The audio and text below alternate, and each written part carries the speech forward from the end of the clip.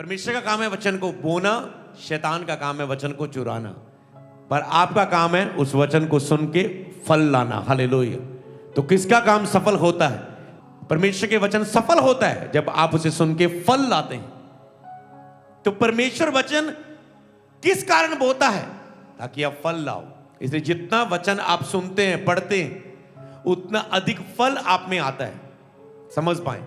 जितना वचन को सुनते हैं उतना विश्वास आता है, जितना वचन को आप अंदर ग्रहण करते हैं उतना अधिक फल आता है। तो बोने वाले ने बीज क्यों बोया? वचन क्यों बोया जाता है? ताकि आप अधिक फल लेके आए। इसका मतलब जो अधिक वचन सुनता है वो अधिक फल लेके आता है, जो कम वचन सुनता है वो कम फल लेके आता है, जो अधिक बाइबल रीडिंग करता है वो अधिक फल लेके आता है, जो कम बाइबल रीडिंग करता है वो कम फल लेके आता है। लेकिन तब शैतान उनके मन में से वचन उठा ले जाता है, कहीं ऐसा ना हो कि वे विश्वास करके उद्धार पाएं। देखो, शत्रु जानता है, जीसस के मुंह से निकला ये दृष्टांत का अर्थ है। समझ पाए कितनी पावरफुल है? कहता कि कहीं ऐसा ना हो कि विश्वास करके उद्धार पाएं। इसका मतलब यीशु मसीह यहां पर यह भी बता रहे हैं कि तुम वचन सुन के विश्वास करके उद्धार पा सकते हो। और जब बाइबल में हम उद्धार शब्द को पढ़ते हैं, वो केवल पापों से उद्धार नहीं है, वो बीमारियों से उद्धार मतलब छुटकारा, डिलीवरेंस भी है। मतलब बीमारियों से उद्धार, बुराई से छुटकारा, बोझ से, चिंताओं से, हर एक चीज से, कर्ज से, जादू टूने, श्राप से छुटकारा। अब मैं आपको वर्ड दे रहा हूं, आप कहते हैं मुझे वर्ड दो, मैं छूटना चाहता हूं, छुटकारा चाहता हूं। मैं कह रहा हूं जितना अधिक तुम बाइबल पढ़ोगे, वचन को सुनोगे, सुनते जाओ, सुनते जाओ, क्योंकि विश्वास सुनने से आता है, एक बार सुनने से नहीं आता। विश्वास सुनते रहने से आता है। तुम वचन को सुनते रहो। कैसे सामर्थ्य अभिषिक्त दास बने? वचन को सुन सुन के उनका विश्वास बढ़ जाता है। वचन को पढ़ पढ़ के उनका विश्वास बढ़ जाता है। फिर उसी विश्वास के द्वारा विश्वास के वो महान काम करते हैं। जीसस को देखना चाहते हैं, दर्शन को चाहते हैं, लेकिन जो शुद्ध मन है, जो वचन से भरे हुए हैं दिन रात, वो उसे देखेंगे। हालेलुया। वो उसे देखेंगे। जब वचन को पढ़ते जाएंगे, आपके मन को शुद्ध करता जाएगा, शुद्ध करता जाएगा। ये शीशे की तरह है, जब ये आपके सामने रोज खुलता जाएगा, आपके सारे दाग धब्बे खत्म करता जाएगा। आप दर्पण में अपने आप को देखते जाएंगे, जांचते जाएंगे, और आप शुद्ध मन हो जाएंगे। फिर आपका वो भविष्यवाणी का वचन पूरा होगा कि 2026 में आप जीसस को देखेंगे। हालेलुया। लूका 8 की 11 से लेकर 13 तक पहले मैं पढ़ूंगा इसे, जहां पर यीशु मसीह ने एक बोने वाले का दृष्टांत दिया जिसने बीज को बोया। बीज मतलब परमेश्वर का वचन। दृष्टांत का अर्थ यह है, बीज परमेश्वर का वचन है और मार्ग के किनारे के वह हैं जिन्होंने सुना, तब शैतान आकर उनके मन में से वचन उठा ले जाता है। जिन्होंने वचन को सुना, पर शैतान उनके मन में आकर, क्या कभी देखा आपने शैतान प्रगट रूप में आपके सामने आया? किसके सामने आया? कभी किसी ने देखा? मैंने भी नहीं देखा आज तक कि शैतान प्रगट रूप में आया हो। आया किसी के सामने? वो लोग होंगे मुझे शैतान, मुझे दुष्ट आत्माएं दिखती, उनकी भी डिलीवरेंस हो चुकी है, क्योंकि वो भी उनके लाइफ में वो एक अलग तरह का प्रकटीकरण होता है, वो उनके मनों में कब्जा होता है। हम उसके, वो हमारा विषय नहीं है। तो वो उनकी स्पिरिट पर, उनकी आत्मा पर कब्जा होता है। अब जो आत्मा उन्हें दिखाएगी, उनकी आत्मा के ऊपर जो शैतान का कब्जा है, वो वही देखेगा, वही सोचेगा, वही विचार करेगा। मतलब उसकी पूरी बॉडी पर जब हाई लेवल का शैतान का पूरा कब्जा हो जाता है, तो वो मनुष्य जैसे एक पागल व्यक्ति को कुछ नहीं समझ आता, वो कुछ भी चीजों को सही मानने लगेगा। तो इसी तरह शैतान उसको सुन्न कर देता है, उसकी सोच को, बुद्धि को, तो उसके लाइफ में बहुत बुरा प्रभाव रहता है। पर यहां पर हम कहते हैं, तब शैतान आकर उनके मन में ये वचन उठा ले जाता है। उनके मन में से वचन आके उठा ले जाता है। हवा को शैतान ने मन में फुसलाया। प्रेरितों के काम में कहता है जैसे शैतान ने हवा को भरमाया, तुम भी भरमाए ना जाओ, मैं तुम्हें शिक्षा देता हूं, ज्ञान देता हूं। इसीलिए कलीसिया को ज्ञान देना, शिक्षा देना, सिखाना बहुत जरूरी होता है। लेकिन शैतान को अवसर ना दो, ताकि कलीसिया शैतान को मौका ना दे अपनी जिंदगी में उसे छूने का, अपने परिवार को छूने का मौका ना दे कलीसिया। अपनी स्पिरिचुअल लाइफ को, अपनी आर्थिक लाइफ को, अपने विचारों को, मानसिक लाइफ को कलीसिया शैतान को छूने का मौका ना दे। लेकिन तब शैतान उनके मन में से वचन उठा ले जाता है, कहीं ऐसा ना हो कि वह विश्वास करके उद्धार पाए। देखो, शत्रु जानता है, जीसस के मुंह से निकला यह दृष्टांत का अर्थ है। समझ पाए कितनी पावरफुल है। कहता कि कहीं ऐसा ना हो कि विश्वास करके उद्धार पाए। इसका मतलब यीशु मसीह यहां पर यह भी बता रहे हैं कि तुम वचन सुन के विश्वास करके उद्धार पा सकते हो। और जब बाइबल में हम उद्धार शब्द को पढ़ते हैं, वो केवल पापों से उद्धार नहीं है, वो बीमारियों से उद्धार, मतलब छुटकारा, डिलीवरेंस भी है। मतलब बीमारियों से उद्धार, पापों से उद्धार, दुष्ट आत्मा से छुटकारा, बीमारियों से छुटकारा, बुराई से छुटकारा, बोझ से, चिंताओं से, हर एक चीज से, कर्ज से, जादू टूने, श्राप से छुटकारा। जो आज आपने बात की कि प्रभु मुझे छुटकारा चाहिए, तुम में से कोई भी व्यक्ति ऐसा नहीं होगा जिसका ऐसा एक भी विषय नहीं होगा कि प्रभु मुझे छुटकारा चाहिए। आप कहते नहीं, मैं प्रेयर भी करता हूं, बाइबल भी पढ़ता हूं, ये भी करता हूं, जो भी करता हूं। आप कैसे कह सकते हैं मुझे कोई? अगर आप प्रेयर भी करते हैं, आप कहते हैं प्रभु मुझे छुटकारा दे, मैं केवल 1 ही घंटा प्रेयर कर पाता हूं, इससे कभी बढ़ ही नहीं पाया, मुझे छुटकारा चाहिए इस लिमिट से। समझ पा रहे? तो इसका मतलब कोई भी व्यक्ति तुम में ऐसा नहीं है जिन्हें छुटकारे की जरूरत नहीं होती। आपको रोज छुटकारा चाहिए होता है और आपको रोज अभिषेक चाहिए होता है। इसीलिए लिखा है अभिषेक के कारण तेरा हर बंधन तोड़ दिया जाएगा और तुझे छुटकारा मिल जाएगा। हालेलुया। आपको रोज छुटकारा चाहिए और रोज अभिषेक चाहिए। इसलिए अगर आप रोज अभिषेक नहीं मांगते, रोज छुटकारा नहीं मांगते, तो शैतान आपको बहुत से हिस्सों में बांध के रखेगा। आपको रोज कहना है प्रभु मुझे छुड़ा, और आपको रोज अभिषेक के लिए प्रभु के पास जाना है, प्रार्थना में, वचन में, संगति में, चर्च में आना है, ताकि वो अभिषेक आप पर आए और आपके रोज छुटकारे हों। तो 2026 जो आज आप सीख रहे हैं कि आपको अपनी जिंदगी में हर एक छुटकारा प्राप्त करना है। लिखें इसे। आपको अपनी जीवन के हर एक हिस्से में छुटकारा प्राप्त करना है। केवल आप छुटकारा ही प्राप्त करें, आपके अंदर आत्मा का, परमेश्वर का वो बीज पहले ही से है जो आपको हर एक हिस्से में बढ़ा सकता है। लेकिन हम परमेश्वर से पैदा हुए हैं, परमेश्वर के स्वभाव से, डीएनए से, उसके गुणों से, उसकी शक्ति से पैदा हुए हैं। इसीलिए लिखा जो हमारे अंदर है वो उससे बड़ा है। लेकिन उस शक्ति की जरूरत तुम में काम करती है। इसका मतलब केवल अगर आप अपनी जिंदगी में कोई, आपकी लाइफ में कोई बंधन ना हो और आप छुटकारे में चले, लिखा जो उसमें बना रहता है वो अपने आप फलता है, उसे जोर लगाने की जरूरत नहीं। प्रभु का बीज, प्रभु का वो डीएनए, प्रभु की वो ताकत, क्योंकि आप परमेश्वर से पैदा हुए, जब आपने बपतिस्मा लिया आत्मा में, तो वो आपको खुद ब खुद बढ़ाने लगता है। इसीलिए परमेश्वर के सामने लिखा है दीन बनो। इसलिए जब आप वचन को सुन रहे हैं तो आप इसे ध्यान से समझें कि आपको 2026 में हर एक छुटकारा प्राप्त करना है। छुटकारा होगा जितना अभिषेक आप अपनी जिंदगी में इकट्ठा करेंगे। और एक अभिषेक केवल पास्टर ही को नहीं चाहिए, आपकी जिंदगी के हर एक हिस्से के लिए। आप हाउस वाइफ हैं, आप जॉब करते हैं, आप बिजनेस करते हैं,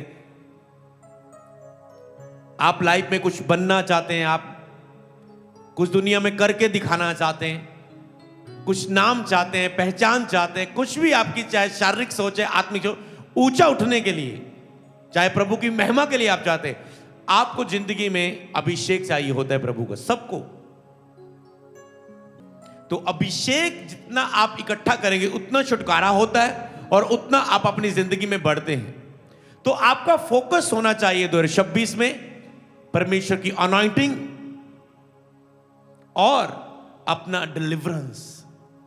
अनॉइंटिंग आपको छुटकारा भी देती है, अनॉइंटिंग आपको बढ़ाती भी है। तो आप अपनी अनॉइंटिंग को बढ़ाने के लिए कितने सीरियस होंगे, ये आपको चुनाव लेना है। और अनॉइंटिंग एकदम से नहीं आती, उसके लिए पल पल मरना शुरू किया जाता है। और जब आप अपने आप के लिए मरने के हाईएस्ट लेवल पर आते हैं तो वो अभिषेक निकलता है आपकी जिंदगी में। जब निचोड़े नहीं जाते आप पूरी तरह से, तो इसलिए बुधवार पास्टर्स को लक्ष्य मिला था, जनवरी फरवरी मार्च इन 3 महीने उस अभिषेक को पाने के लिए तैयार करना। और आज मैं उसके साथ जोड़ता हूं, आपने छुटकारे के लिए आपको फाइट करनी इन 3 महीनों में, जनवरी फरवरी मार्च। और जैसे आप good Friday Easter meeting attend करोगे, आप देखोगे अपनी लाइफ में उत्तम से भी उत्तम आपकी जिंदगियों में आता हुआ। हालेलुया। वो जो आपने सोचा भी नहीं, तो वो कैसे उत्तम से भी उत्तम आप ले सकते हो। मतलब जितना आप अभिषेक में बढ़ेंगे आपकी लाइफ में उत्तम आता है। आप और अभिषेक में बढ़ेंगे, उस उत्तम से भी और उत्तम आएगा आपके पास। आप और अभिषेक में बढ़ेंगे, उस और उत्तम से भी और उत्तम आएगा। इसीलिए मैं कह रहा हूं उत्तम से भी उत्तम। इसलिए अनॉइंटिंग में बढ़ना, वो बढ़ा सकता है परमेश्वर का वचन। हालेलुया। कहीं ऐसा ना हो कि विश्वास करके वो उद्धार पाले, शैतान उनके मन में से वचन उठा ले जाता है।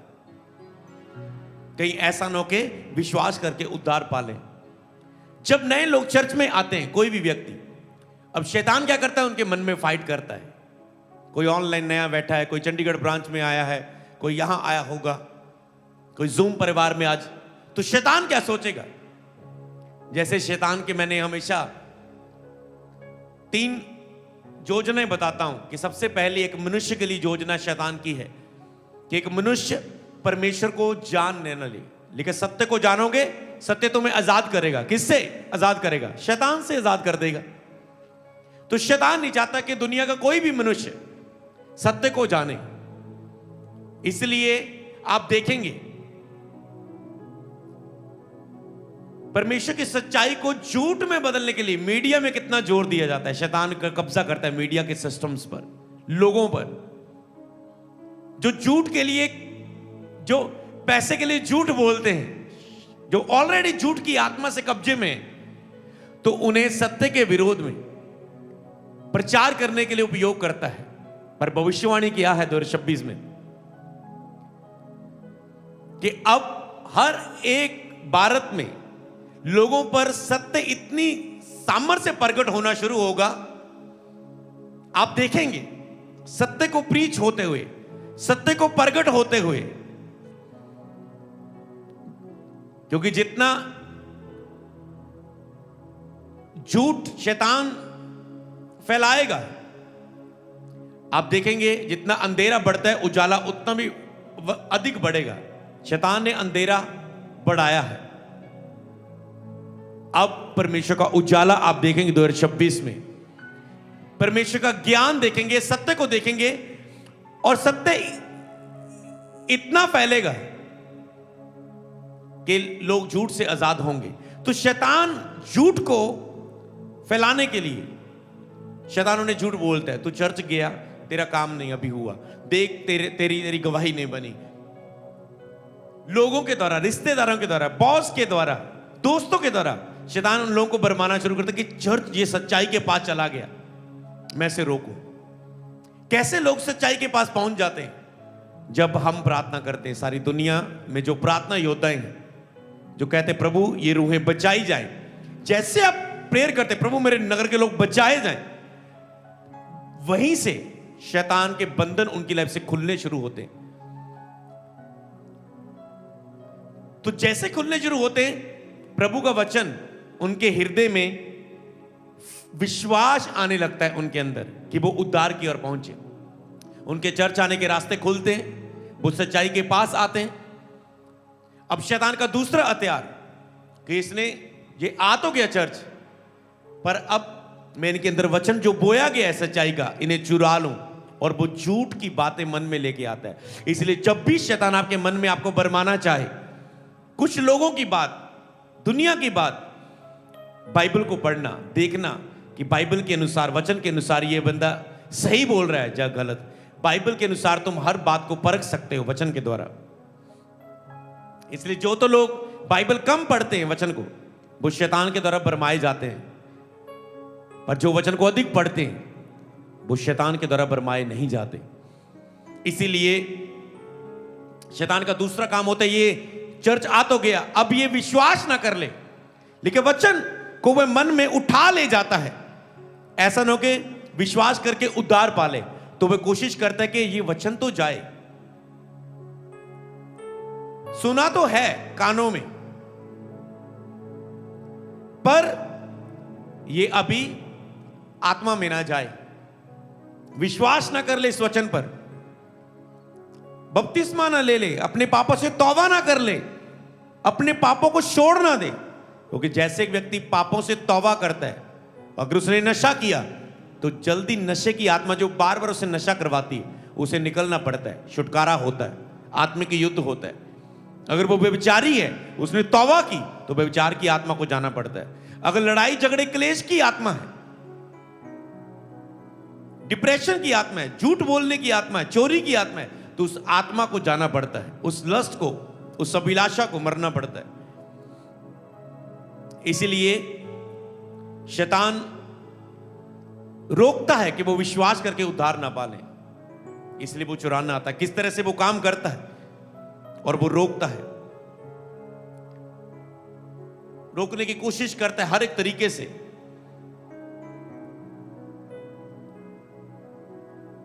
यहां पर लिखा है 13 आयत में लिखा है, चट्टान पर के वह हैं जो वचन को सुनते हैं।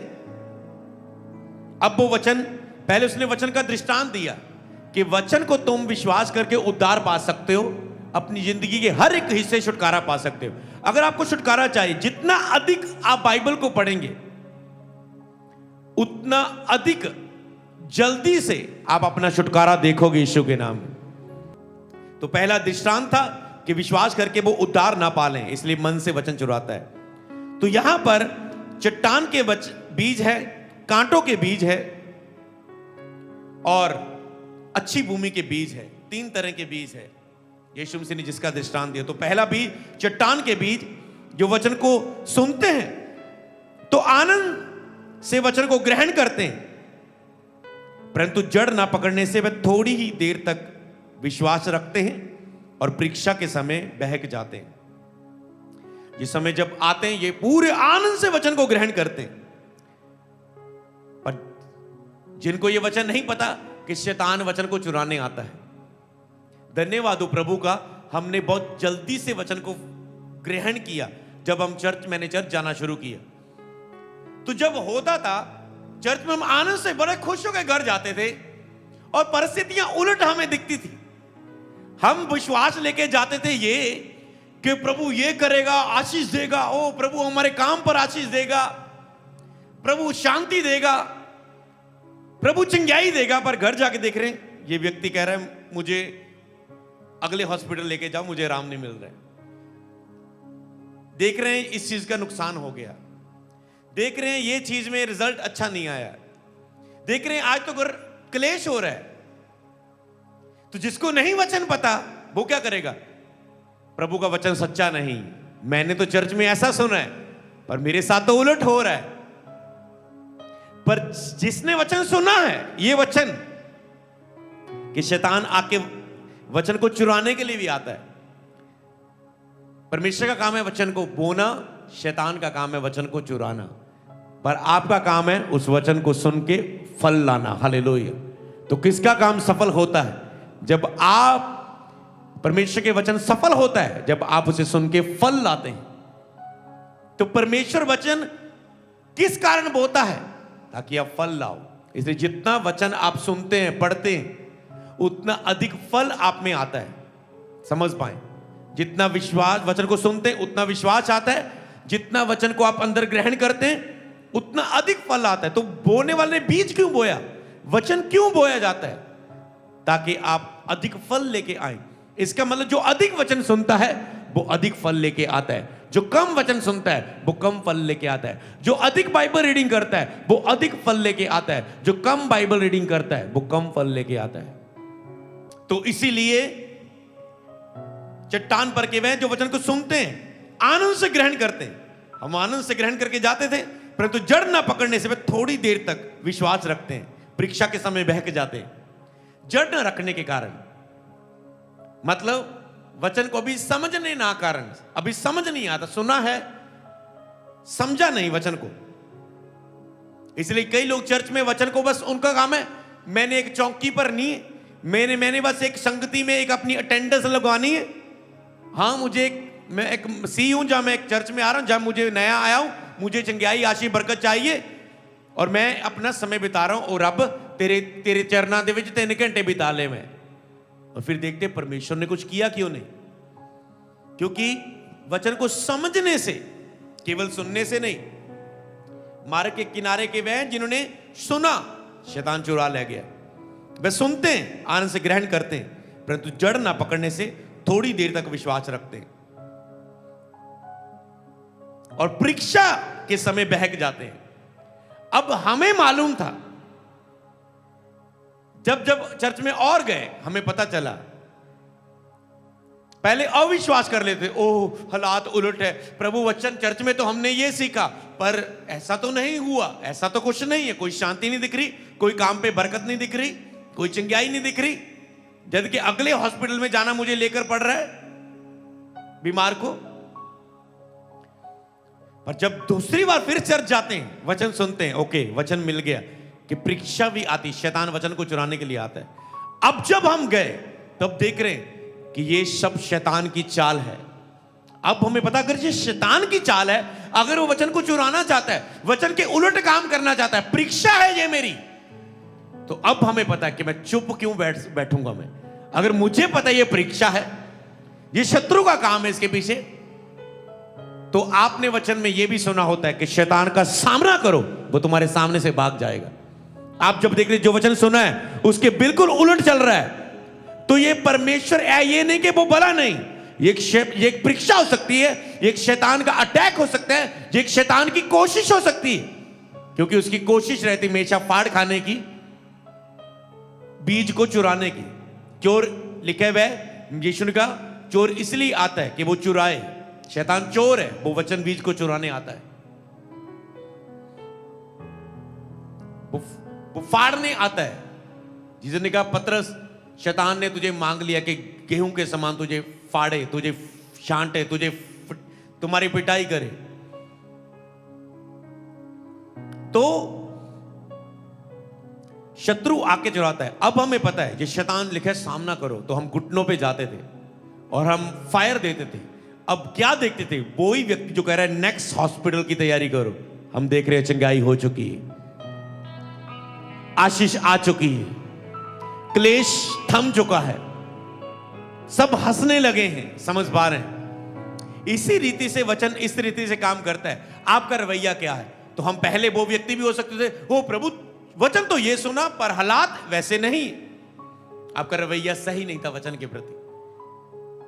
अगर आप कहते हैं प्रभु वचन में ये लिखा है, हालात उसके उलट है, तो ये परीक्षा है, ये शैतान, तेरा वचन सत्य है प्रभु, शैतान उसके उल्ट काम करने के लिए आता है। मैं मान गया कि दुनिया में दूसरी पावर शैतान की है, मुझे चौकस रहना है। सब बुरा परमेश्वर नहीं करता, शत्रु करता है। और अब आप देखते कि यीशु के नाम में आपने शत्रु का सामना किया और शैतानों ने हिस्से से गया, तब आपका विश्वास दुगना चौगुना 4 गुना बढ़ जाता है। और हालेलुया, ये है चट्टान के बीज। अब लूका की किताब 8:14 में लिखा है, जो झाड़ियों में गिरा वह है जो सुनते हैं पर आगे चलकर चिंता और धन और जीवन के सुख विलास में फंस जाते हैं और उनका फल नहीं पकता। तो जो झाड़ियों में गिरे, कई बार एक बोने वाला बीज बोता है, कुछ पत्थरों में गिरता है, चट्टानों पर गिरता है, उसे मिट्टी नहीं मिलती। जब धूप आती है तो वो गर्मियों में वो बीज सड़ जाता है क्योंकि उसे मिट्टी नहीं मिली। तो कुछ उगता तो है, पर जब उगा तो सही, पर ऊपर झाड़ियों ने उसे घेर लिया ताकि उसमें फल ना आ सके। फल उसका नहीं पकता, फल तक वो नहीं पहुंच पाता।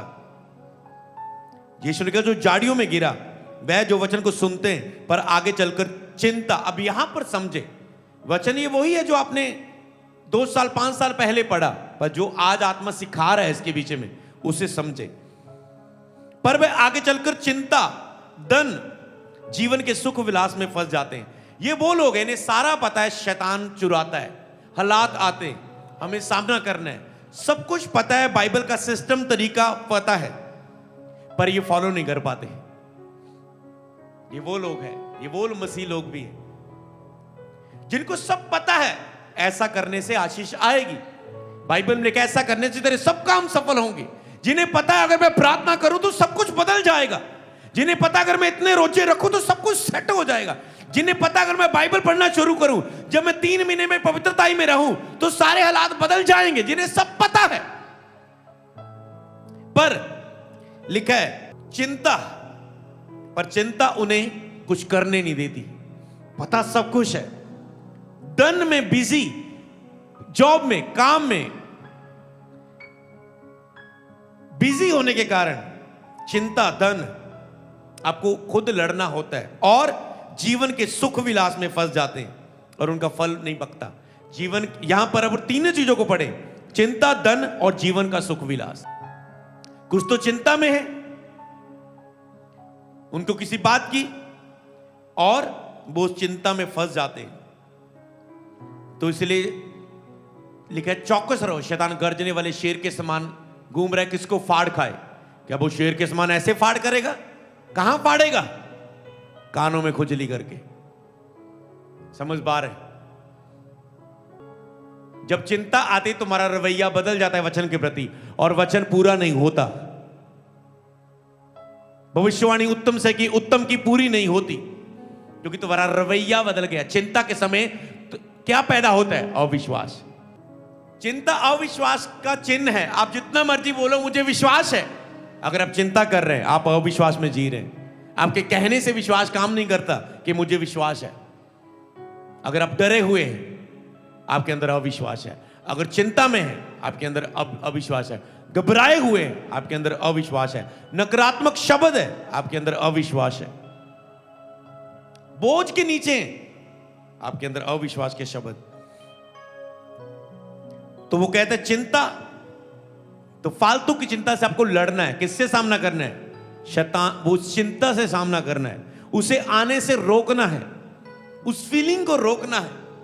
और जब तक आप उसे वचन के द्वारा और आत्मा के द्वारा ना नहीं कहते, वो आएगी बार बार। जैसे एक व्यभिचारी मनुष्य, जो नशा करने वाला, जब सुख विलास में रहने वाला व्यक्ति, जब पाप करने वाला, जब वो पाप की अभिलाषा पूरी कर लेता है, उसको लगता है शायद मैं ठीक हो गया।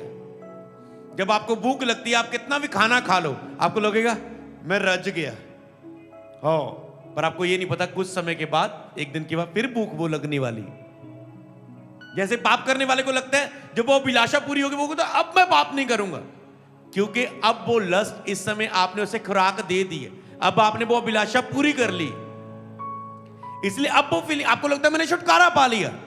और फिर 1-2 दिन बाद वो अभिलाषा फिर से जाहिर होती है। फिर गंदा देखने की, गंदा करने की, वो नशा करने की, वो गुस्सा करने की, वो पाप करने की, वो चोरी करने की, वो फिर से अभिलाषा आती। वो क्षमा ना करने, आज आपने क्षमा कर दिया, और जैसे परीक्षा आई, हालातों ने गिरा, फिर आपने उसके प्रति कड़वाहट। आप लोगों को क्षमा करते हैं, फिर गुस्सा भर लेते हैं, फिर क्षमा करते हैं, फिर गुस्सा भर लेते हैं। ओ प्रभु, आज मैंने उसे क्षमा कर दिया जो इस व्यक्ति ने मुझे धोखा दिया था, इस लड़के ने मुझसे मैरिज करवा के मुझसे दोबारा फॉरेन में भाग गया और मुझसे मैरिज नहीं की। ओके, मैंने माफ कर दिया इसे। 2-3 महीनों के बाद फिर से आ जाएगा, उसने ऐसा क्यों किया, मुझे बदले की भावना, उसके ऊपर कुछ करना चाहिए। फिर से 3 को मैंने प्रभु मैंने उसे माफ कर दिया। मतलब 5-10 साल आप यही लेके चलते रहोगे, मैंने माफ कर दिया। जीसस कैसे माफ करता है? कहता है फिर तुम्हारे पाप को माफ करके अपनी पीठ पीछे फेंक देता है और दोबारा स्मरण नहीं करता। हालेलुया। इसे माफ करना कहते हैं, दोबारा याद नहीं करता।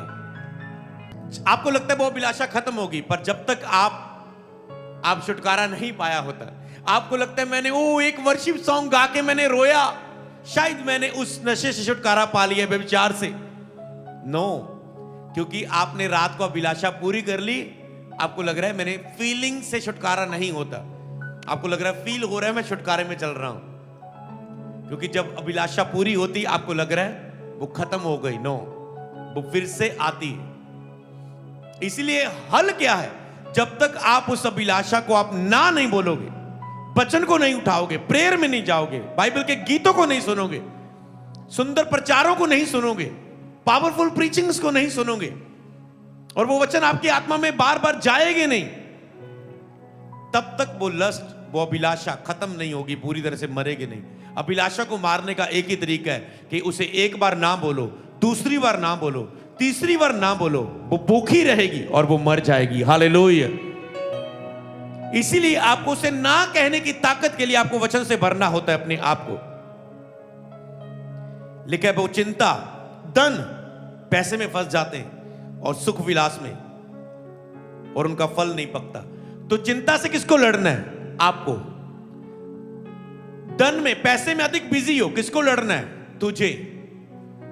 मेरा, जैसे प्रभु की दासी बता रहे थे, अब मैं बहुत ब्लेस कर दिया ना, प्रभु ने मुझे बहुत अच्छा काम दे दिया, इस कारण मैं जूम मीटिंग अटेंड नहीं कर पाता, इस कारण मैं चर्च नहीं आ पाता, इस कारण अब मुझसे रेगुलर चर्च नहीं आया जाता। अच्छा, अधिक ब्लेस हो गया ना, सुख विलास में फंस जाते हैं और उनका फल नहीं पकता। सुख विलास, सुख तो लगेगा, कहते वाओ बड़ा सुख मिल रहा है, चैन मिल रहा है, सुख विलास, और आपको नहीं पता आपने जो मसीह की ओर से पवित्रता का फल है आपने उसे खो दिया है। जो सुख विलास है नहीं, पर आपको बस महसूस हो रहे हैं, जिसमें दुख मिला हुआ है। जो प्रभु सुख देता है, जो प्रभु फल देता है, उसमें वो दुख नहीं मिलाता, बाइबल बताती है। तो जीवन के सुख विलास में फंस जाते हैं, तो अपने जीवन के सुख विलास से खाते रहना, सोते रहना, पाप करते रहना, आपको बाहर आना है। धन के धोखे से कि मेरी जॉब की, मुझे ये जॉब बार बार पाप में गिरा रही है, तो क्यों ना मैं प्रार्थना करूं, रोजे रखूं, कुछ मेहनत करूं, कुछ ढूंढ डांड करूं, किसी को बताऊं, 4-5 बंदों से रोज पूछूं, अगर कोई जॉब हो तो बताना, ताकि मेरी जॉब चेंज हो सके। जहां पाप मुझे बार बार हालात गिराए ना, जहां मुझे पाप से लड़ना ना पड़े। हालेलुया। तो इसी तरह से धन, जिससे मेरी चर्च मिस ना हो, चिंता, आपको खुद उससे लड़ना होता है। और ये लिखा है कि वो 14 में, वो झाड़ियों के बीच, जो कांटों के बीच फंस जाते हैं और फल नहीं ला पाते। ये कांटे हैं जो आपको गिराते हैं। और लूका 8:15 में लिखा है, पर अच्छी भूमि के वह हैं, ये तीसरा बीज है, कहता है जो अच्छी भूमि के वह हैं जो वचन को सुनकर भले और उत्तम मन में संभाले रहते हैं। मुझे कुछ हुआ यहां पर जब मैंने इस वचन को पढ़ा। उत्तम मन, उत्तम मन लिखा, जो वचन को सुनकर भले। भविष्यवाणी का वचन क्या था? परमेश्वर की भलाई और दया को तुम देखोगे।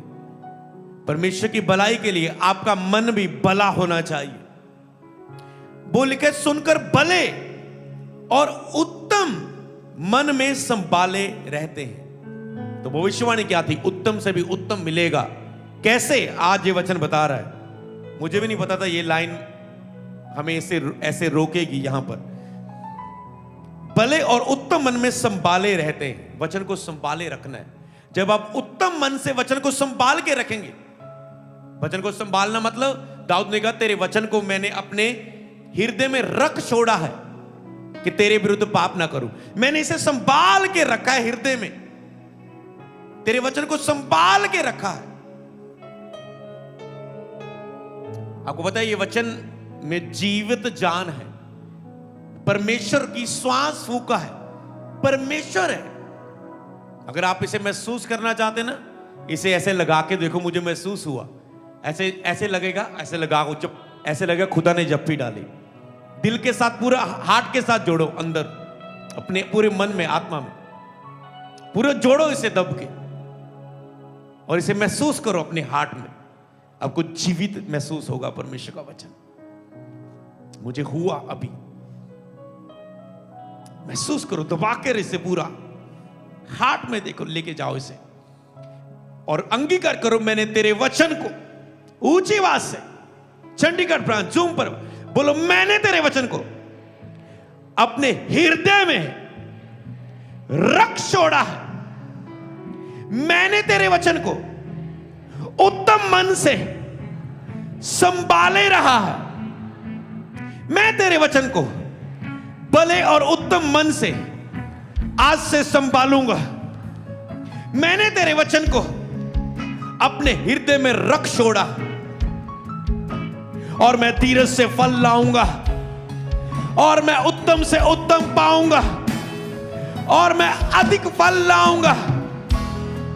मैं तुझ में बना रहूं, तेरा वचन मुझ में बना रहे, और मैं जो चाहे मांगता जाऊंगा वो होता जाएगा। बोले आमीन, आमीन,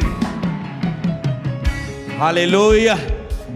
मिला सहारा, ये आपने एक फीलिंग को महसूस किया। इसी तरह जब वचन आपकी आत्मा में जाता है, जैसे आपका बच्चा आपको जफ्फी डालता है, आपको कुछ फील होता ना, महसूस होता है। एक पिता का हृदय एक अच्छा फील होता है। तो इसी तरह आज एक आप फील करते हैं वचन को। इसी तरह जब आप वचन को आत्मा में ले जाते हैं, आप फील करते हैं परमेश्वर की प्रेजेंस को। हालेलुया, आप फील करते हैं। आप कहते हैं प्रभु को मैं महसूस करना चाहता हूं। वचन को अधिक से अधिक पढ़ो, सुनते जाओ, पढ़ते जाओ, सुनते जाओ, पढ़ते जाओ। आप फील करेंगे उसकी प्रेजेंस को, महसूस होने वाली, हालेलुया, भरने वाली प्रेजेंस को, जिसको आप बात कर रहे हैं। हालेलुया। जीसस को देखना चाहते हैं, दर्शन को चाहते हैं, लेकिन जो शुद्ध मन है, जो वचन से भरे हुए हैं दिन रात, वो उसे देखेंगे। हालेलुया, वो उसे देखेंगे। जब वचन को पढ़ते जाएंगे, ये आपके मन को शुद्ध करता जाएगा, शुद्ध करता जाएगा। ये शीशे की तरह है, जब ये आपके सामने रोज खुलता जाएगा, आपके सारे दाग धब्बे खत्म करता जाएगा। आप दर्पण में अपने आप को देखते जाएंगे, जांचते जाएंगे, और आप शुद्ध मन हो जाएंगे। फिर आपका वो भविष्यवाणी का वचन पूरा होगा कि 2026 में आप जीसस को देखेंगे। हालेलुया। यहां पर कुछ लोग मिस कर देते हैं, प्रभु मैंने अच्छे हृदय से एक हफ्ते से वचन को संभाला है, फल क्यों नहीं लाया? आगे क्या लिखे? धीरज से फल लाते हैं। God time is the best time, वो बेस्ट टाइम में फल लाते हैं। लेकिन वह उस वृक्ष के समान है जो बहती नदी के किनारों में लगाया गया है, जो अपनी ऋतु में फलता है। आप अपने टाइम आने पर फलते हैं, लेकिन वह बहुत फल लाएगा।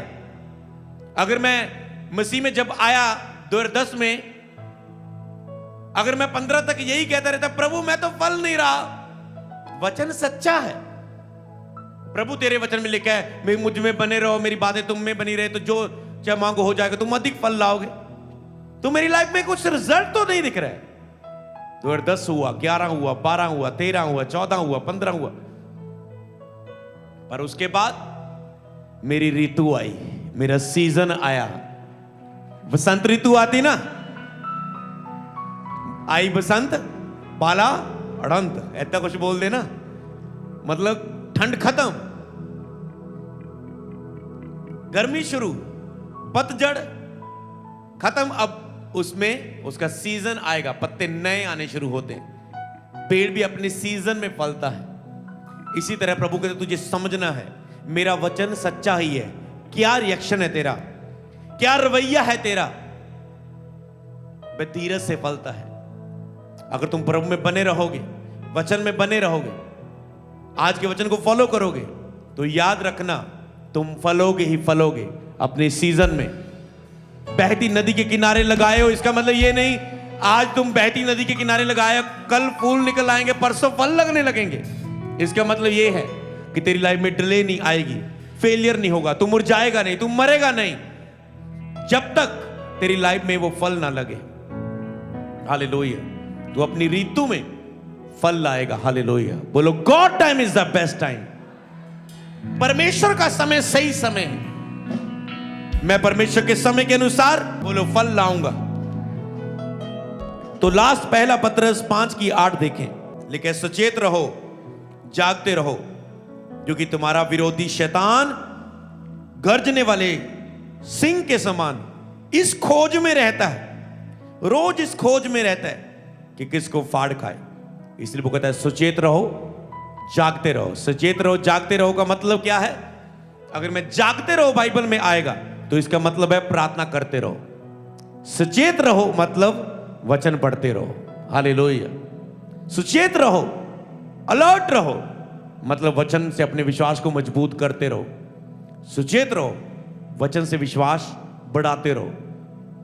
जागते रहो मतलब प्रार्थना करते रहो, प्रार्थना करते रहो, करते रहो। करनी नहीं, करते रहना कहता है। करते रहो, करते रहो, क्योंकि जिस दिन तुम सचेत नहीं होंगे मतलब तुम बाइबल को पढ़ना छोड़ दोगे, और तुम जागते नहीं रहोगे मतलब प्रार्थना स्टॉप कर दोगे। मैंने हमेशा लोगों को कब गिरते देखा, जब उन्होंने 2, 3, 4 दिन प्रार्थना मिस कर दी। चाहे वो धन में बिजी हो जाए, चाहे कोई चिंता आ जाए, वही 3 चीजें, चाहे वो धन में बिजी हो जाए अपने बिजनेस में, चाहे जॉब में ओवरवर्क आ जाए, चाहे चिंता आ जाए, चाहे सुख विलास में। और 3-4 दिन पार्टी चल रही है, वो मेरे फॉरेन से गेस्ट आए, वो मेरे घर में मैरिज है, 3-4 दिन फंक्शन है। जब वो सुख विलास, जब धन में, ओ मैं पैसे में बहुत व्यस्त हूं, जब चिंता, उस समय क्या होता है? जब 2-3-4 दिन आप अपने आप को वचन नहीं देते, प्रार्थना नहीं करते, फिर शैतान तो गर्जने वाले शेर के समान है। फिर वही फीलिंग आती है, तुम उसे ना नहीं कह पाते, वही अभिलाषा आती है।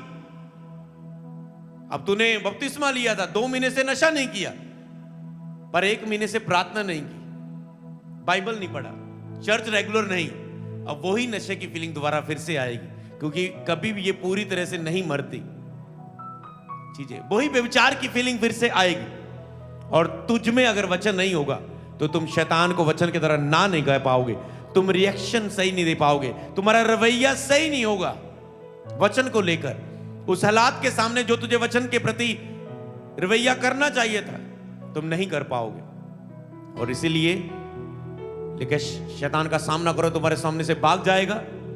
शैतान को मौका ना दो, बल्कि उसके ऊपर जयवंत हो जाओ। तो प्रभु चाहता है आप शैतान पर जीत हासिल करें, हर अभिलाषा को ना कह पाएं। इसलिए वो चाहता है आज वो आपको वचन के द्वारा अपना अनुभव दे और वो आपके साथ हो।